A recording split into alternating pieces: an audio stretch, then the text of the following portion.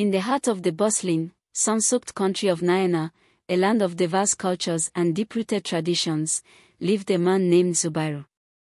His name had become a whisper of hope for the downtrodden and a looming storm for the corrupt. Nyana's justice system, for generations, had served only the wealthy, leaving the poor to fend for themselves in a web of legal manipulation. But Zubairu, a young and passionate lawyer, had a dream: to change this broken system from within, to give a voice to the voiceless, and to provide justice to those who could not afford it. However, Zubairu's path was not easy. He had grown up in a small village where the law was a tool for the rich and a weapon against the poor. His own family had been victims of this injustice when his father lost their ancestral land to a corrupt landowner. It was a moment that carved Zubairu's destiny, for he had vowed that day to never let another family suffer the same fate. This is the tale of Zubairu's journey, a journey of hope, sacrifice, and relentless pursuit of justice in a land where the scales of justice had long tipped in favor of the powerful. Zubairu's village was small, nestled between vast fields and distant hills. As a boy, he would sit under the shade of a great baobab tree with his father, listening to stories of ancient African kings who ruled with fairness and wisdom. These stories ignited a flame within him, a yearning for justice. His father, a humble farmer, often spoke of how fairness should be the foundation of any society. But that belief was shattered the day Alhaji Ismaila, the wealthiest man in the region, laid claim to their farm. Alhaji Ismaila was a man of great power and influence. He owned vast tracts of land, which he had amassed through corrupt means, and held sway over the local courts. When Zubairu's father was dragged into a legal dispute over their land, the outcome was inevitable. Despite having the truth on their side, they lost everything. The judge had been bought, the lawyers intimidated, and Zubairu's father, broken. Zubairu watched helplessly as his father's spirit withered away, crushed beneath the weight of injustice. But that pain became fuel for the young boy. As he grew older, Zubairu studied hard, determined to become a lawyer who would fight for the common people, the farmers, traders, and workers who had no voice in the courtrooms of Nyana. Years later, Zubairu graduated from law school with honors. He returned to his village, now a man, ready to take on the system that had failed his family. His first act was to open a small law office, barely larger than a shack, with a wooden sign that read, "Zubairu and Associates, Justice for All." The villagers laughed at his audacity. "A lawyer for the poor," they said, shaking their heads. "No one can win against the likes of Alhaji Ismaila." But Zubairu believed otherwise. Zubairu's first case came not long after opening his office. It involved a poor farmer, Bola, who had been accused of stealing cattle from one of Alhaji Ismaila's properties. Bola was a quiet man, known throughout the village as honest and hardworking. But the police, under pressure from Ismaila, had arrested him without proof, hoping to intimidate the rest of the villagers into submission. When Bola's family came to Zubairu, they were desperate. They had no money to offer, only their plea for help. Zubairu, without hesitation, agreed to take the case pro bono. Word spread through the village that Zubairu was going to court to defend Bola against Alhaji Ismaila, and many feared for his safety. Alhaji Ismaila was not a man to cross. The day of the trial was tense. The small courthouse was packed with villagers, all eager to see what would happen. Zubairu stood tall in front of the judge, a man known to be on Ismaila's payroll. Despite this, Zubairu presented a compelling argument. He gathered evidence from the village, brought witnesses to testify to Bola's innocence, and cross-examined the prosecution's claims until they began to unravel. Alhaji Ismaila, seated in the courtroom in his opulent robes, watched with growing anger. He had not expected this young lawyer to put up such a fight. As the trial dragged on, it became clear that Zubairu had exposed the truth, Bola was innocent, and the charges against him were fabricated. Despite the judge's reluctance, the evidence was undeniable, and Bola was acquitted. The villagers erupted in applause. Zubairu had done the impossible. He had won a case against Alhaji Ismaila. But this victory came at a cost. Zubairu's victory spread like wildfire. People from nearby villages began coming to him for help, bringing cases of land disputes, wrongful arrests, and police brutality. Zubairu's reputation grew, and so did the resistance from the powerful elite. Alhaji Ismaila, humiliated by his defeat, was not one to forgive.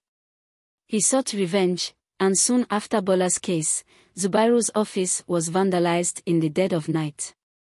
The police, under the command of Inspector Musa, a corrupt officer with ties to Ismaila, refused to investigate the crime.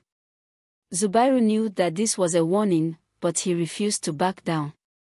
As more people came to him, Zubairu realized that his battle was not just against individual cases of corruption but against a system that was rigged from the top.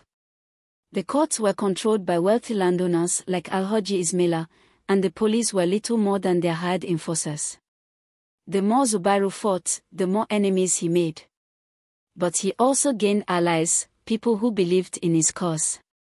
One of those allies was Amina, a human rights lawyer from the capital city. Amina had heard of Zubairu's work and reached out to him. Together, they began taking on larger cases, involving police brutality and illegal detentions. Their partnership became the talk of the town, and soon, they were leading a movement. Zubairu and Amina traveled across Nyana, holding legal clinics in rural areas, teaching people their rights, and providing free legal representation to those who could not afford it. Their work caught the attention of international human rights organizations, who began to support their efforts. With each case they won, the pressure mounted. Alhaji Ismaila and his associates saw Zubairu as a growing threat. Inspector Musa, emboldened by Ismaila's backing, began harassing Zubairu and his clients. At one point, Zubairu was even arrested on trumped-up charges, but the public outcry was so great that he was released within days. Zubairu's fight, however, was taking a toll on him personally.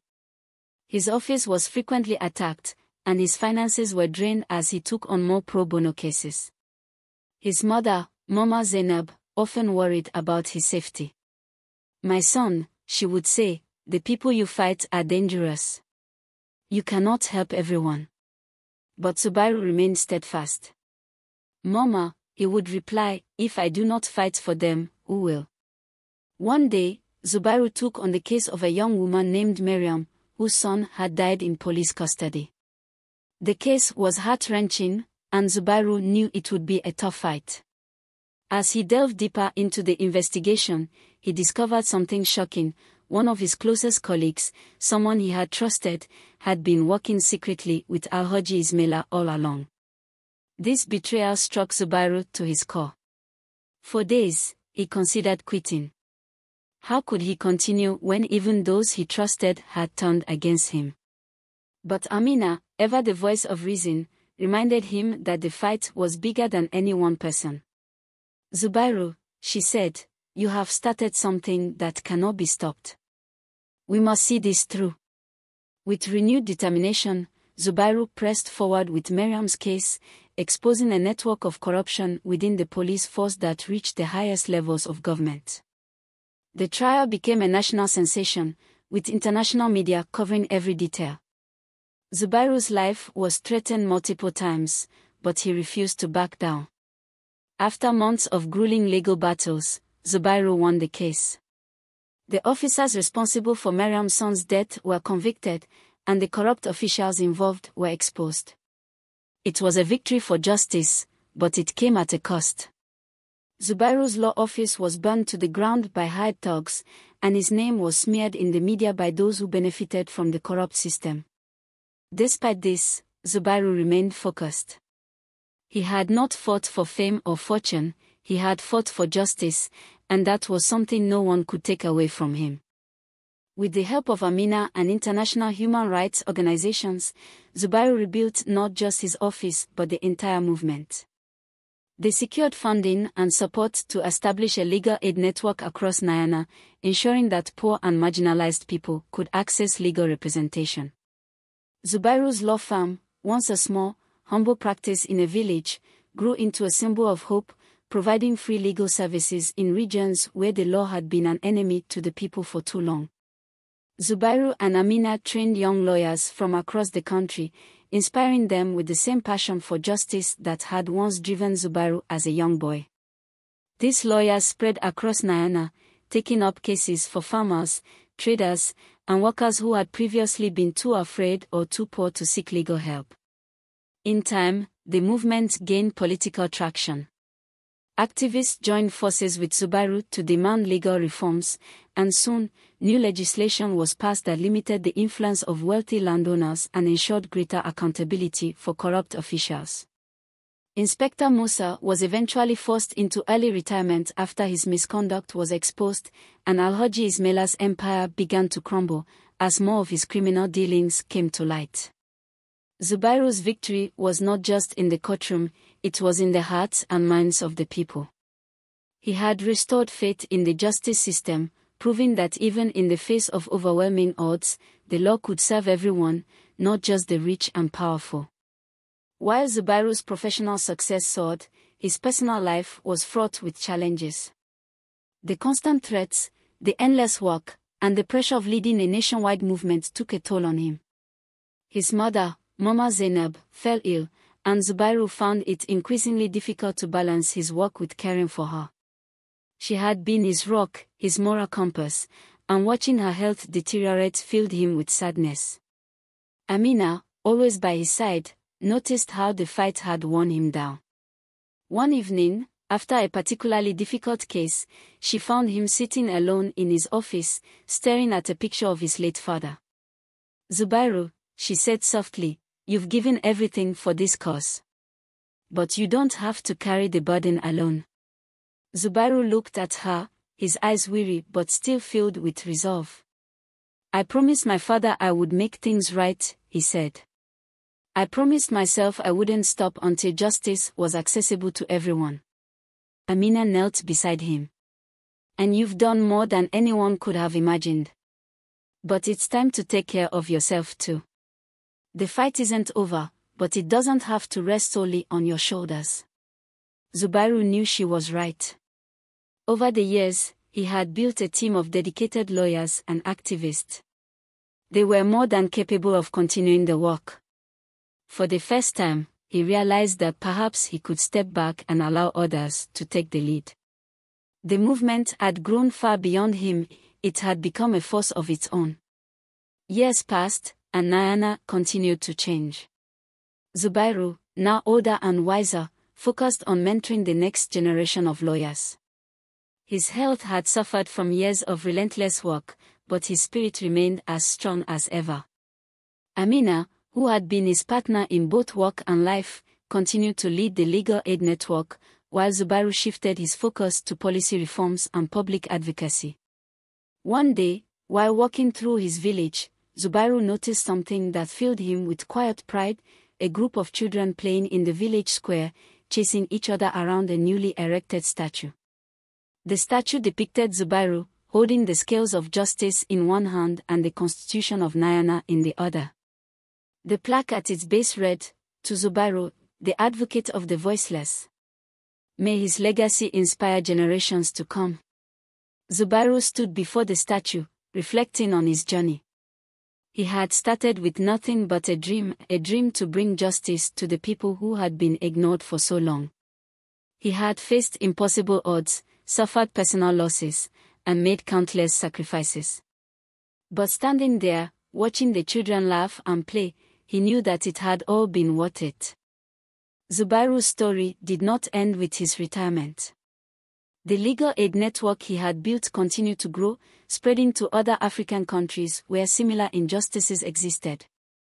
Young lawyers from across the continent visited Nyana to learn from the model Zubairu had created, and many returned to their home countries to replicate his success.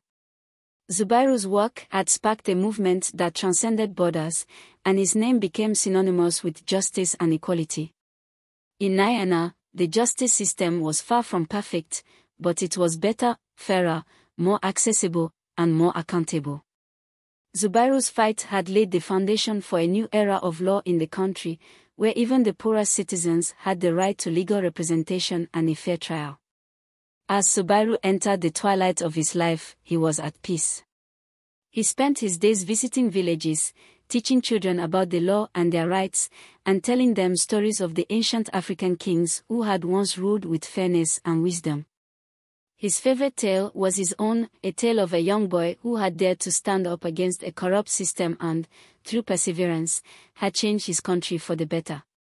Zubairu's story became a folktale in its own right, passed down from generation to generation. In every corner of Nyana, people would gather around fires at night, telling the tale of Zubairu, the advocate of the voiceless. And in those stories, he lived on, an enduring symbol of hope, justice, and the power of one person to make a difference.